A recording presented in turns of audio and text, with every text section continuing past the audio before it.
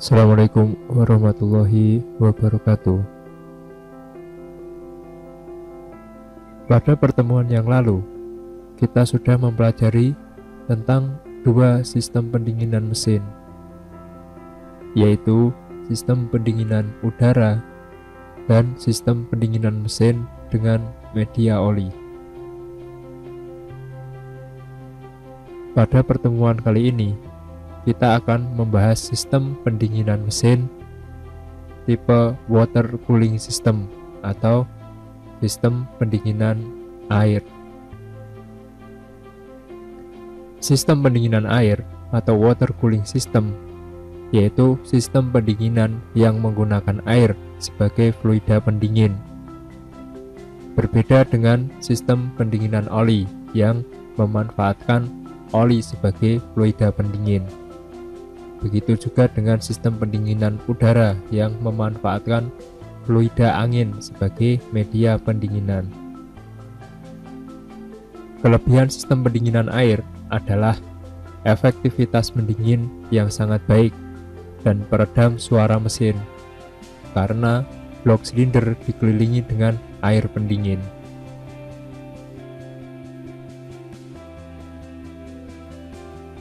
Prinsip kerja sistem pendingin mesin air atau water cooling system adalah sebagai berikut. Panas mesin dialirkan ke dalam cairan berupa air sebagai media pendingin yang mengambil panas dari mesin. Air yang telah panas akan dialirkan ke radiator. Di dalam radiator, panas yang sudah tersimpan oleh cairan akan dibuang melalui sirip radiator ke udara yang dialirkan oleh kipas.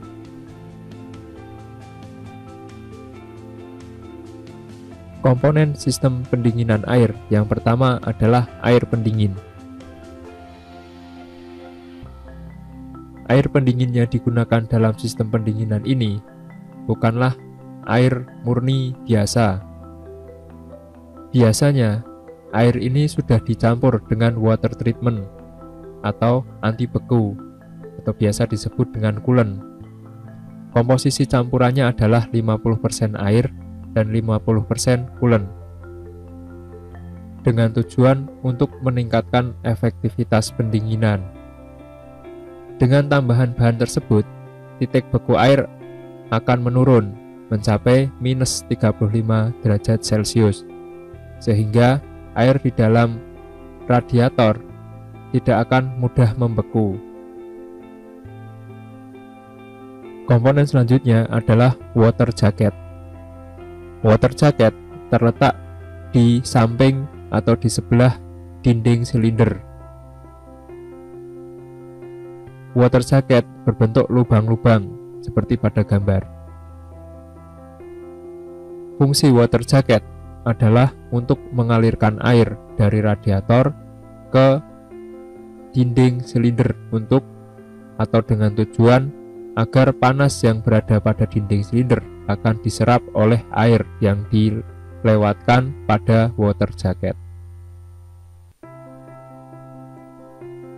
Komponen selanjutnya adalah radiator.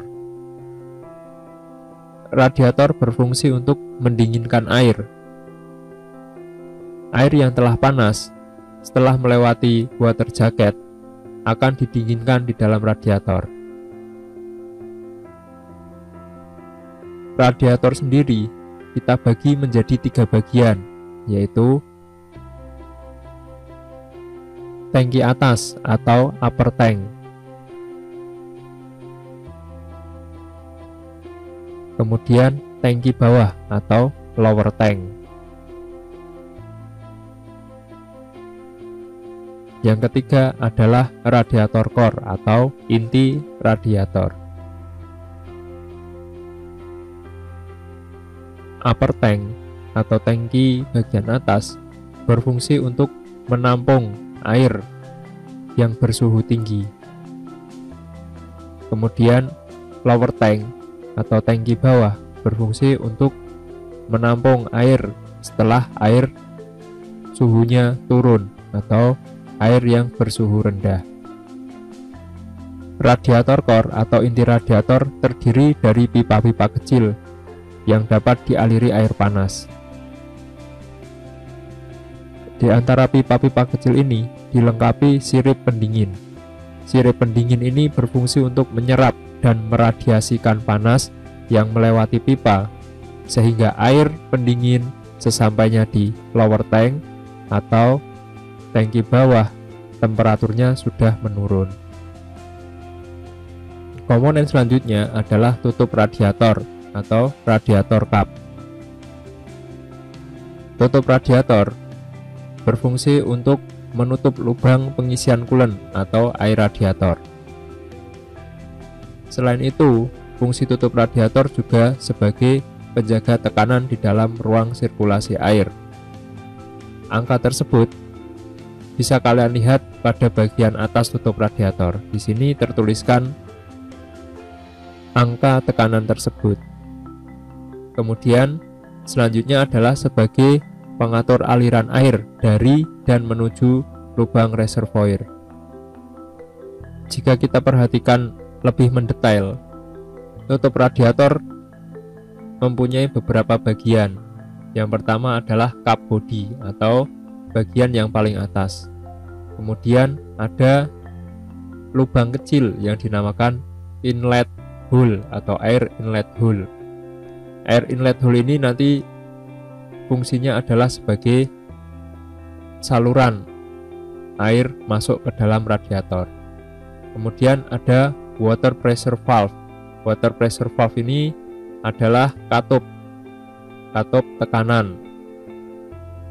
Kemudian ada air inlet valve. Ini juga ada katup. Perbedaannya, water pressure valve adalah katup buang. Ya, kita ibaratkan seperti itu supaya gampang ya. Water pressure valve ini adalah katup buang. Dan fungsinya adalah untuk pintu keluarnya air atau uap air panas ke tangki reservoir. Sedangkan air inlet valve adalah saluran atau katup masuk. Tujuannya adalah pintu atau katup air dari reservoir masuk ke dalam radiator.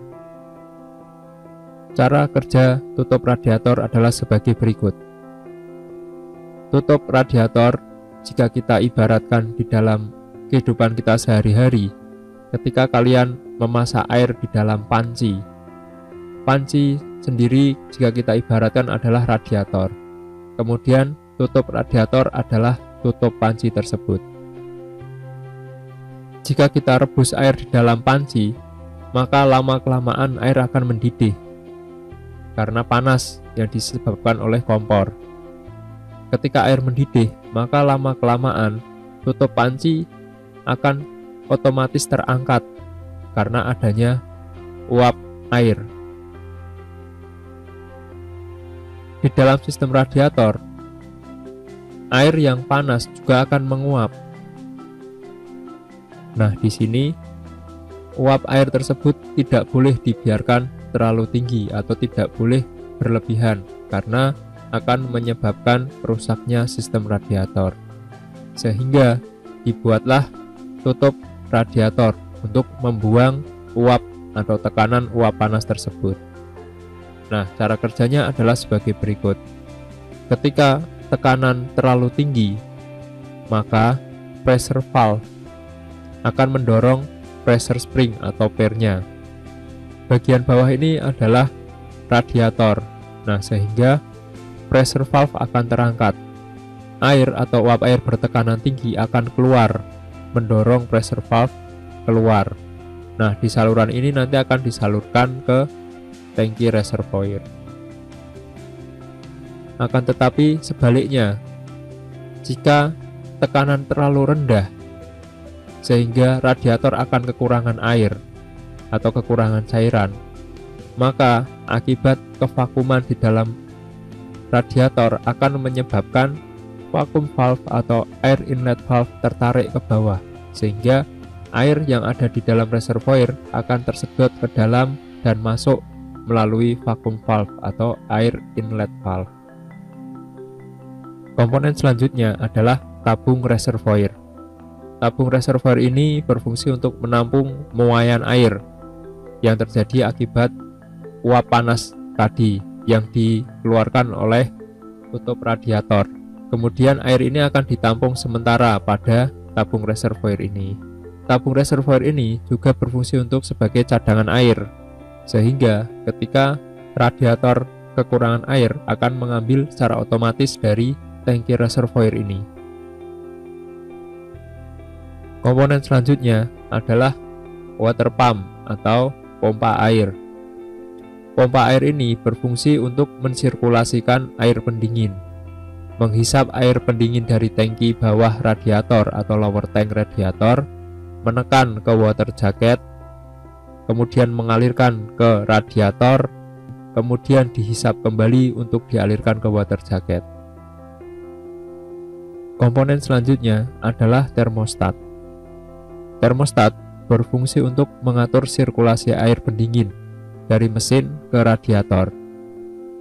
Termostat dipasang di antara mesin dengan saluran atas radiator. Jika kita lihat dari samping, konstruksi termostat adalah sebagai berikut. Dan ketika dipasangkan di dalam saluran, maka posisinya akan seperti ini kurang lebih. Kemudian untuk cara kerjanya, saat mesin masih dingin, maka saluran air ke radiator akan ditutup dengan tujuan agar panas kerja mesin cepat terpenuhi. Setelah panas kerja mesin terpenuhi, maka termostat akan terbuka sehingga air bisa mengalir ke radiator untuk proses pendinginan. Dari gambar ini, aliran air ditunjukkan pada panah biru. Demikian tadi adalah komponen utama sistem pendinginan air dan cara kerja per komponen. Nah, berikutnya akan saya jelaskan tentang cara kerja secara keseluruhan. Nah, di sini bisa kalian lihat letak masing-masing komponen tersebut. Tutup radiator berada di bagian atas radiator. Kemudian, reservoir atau tangki reservoir biasanya dipasangkan berdekatan dengan radiator. Kemudian, termostat dipasangkan di bagian atas atau saluran upper hose atau upper tank. Kemudian, water pump atau pompa air dipasangkan di bagian depan dan digerakkan oleh poros engkol. Nah, di bagian sini, ini adalah gambar ilustrasi dari water jacket yang mengelilingi dinding silinder.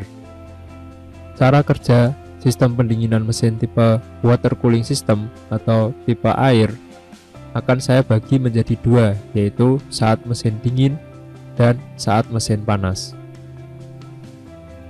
Saat mesin dingin, katup termostat tertutup. Saluran air ke radiator masih tertutup.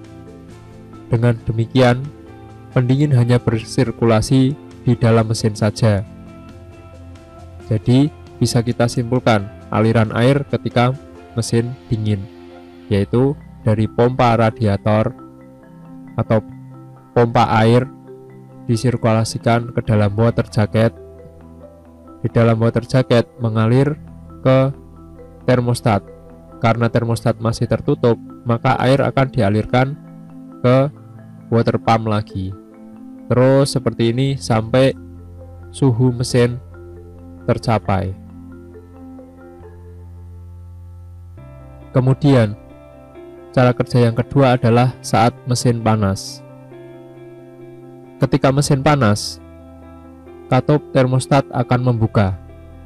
Nah, proses pembukaan termostat bisa kalian lihat pada ilustrasi di sini.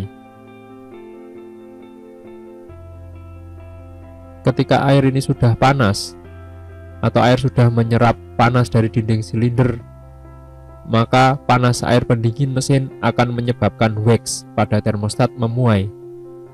Katup termostat akan terbuka sehingga air pendingin dapat bersirkulasi ke radiator. Dengan demikian, bisa kita simpulkan, saat mesin panas, maka aliran air adalah sebagai berikut. Air didorong atau dialirkan oleh water pump ke dalam water jacket. Di dalam water jacket, air akan menyerap panas. Setelah keluar dari water jacket, air akan meningkat suhunya. Kemudian air yang sudah meningkat suhunya akan mengalir ke dalam upper tank radiator karena termostat sudah terbuka. Di dalam upper tank, air akan dialirkan ke dalam radiator core. Nah, di dalam radiator core, air dengan temperatur tinggi akan diturunkan suhunya. Kemudian setelah suhu air menurun, air akan ditampung di dalam lower tank. Di dalam lower tank, air akan dihisap kembali oleh water pump. Kemudian akan disirkulasikan kembali ke dalam water jacket.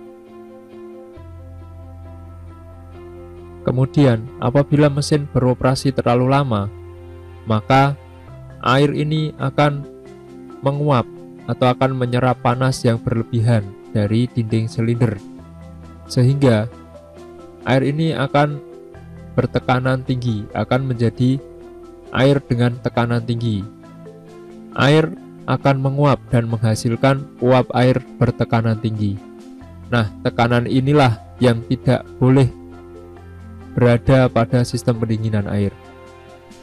Jika tekanan ini terlalu tinggi, maka akan cenderung merusak radiator core, sehingga disinilah fungsi tutup radiator. Ketika tekanan air terlalu tinggi, maka tutup radiator akan terbuka, sehingga air yang tekanannya terlalu tinggi akan dibuang atau akan disimpan sementara pada tangki reservoir. Proses terbukanya tutup radiator dapat kalian perhatikan pada gambar berikut. Kemudian sebaliknya, apabila tekanan di dalam radiator terlalu rendah, maka air yang berada atau air yang bersirkulasi akan berkurang, sehingga radiator akan membutuhkan air lagi. Nah, disinilah ketika tekanan terlalu rendah, maka akan terjadi kevakuman, sehingga akan menarik vakum valve ke bawah dan mengalirkan air atau menyedot air dari reservoir tank ke dalam radiator kembali.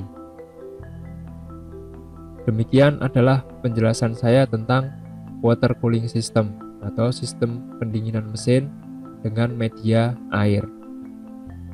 Dari ketiga sistem pendinginan mesin, selanjutnya kita akan berfokus pada sistem pendinginan mesin dengan tipe air ini, karena sistem pendinginan ini yang paling sering dipakai pada kendaraan ringan.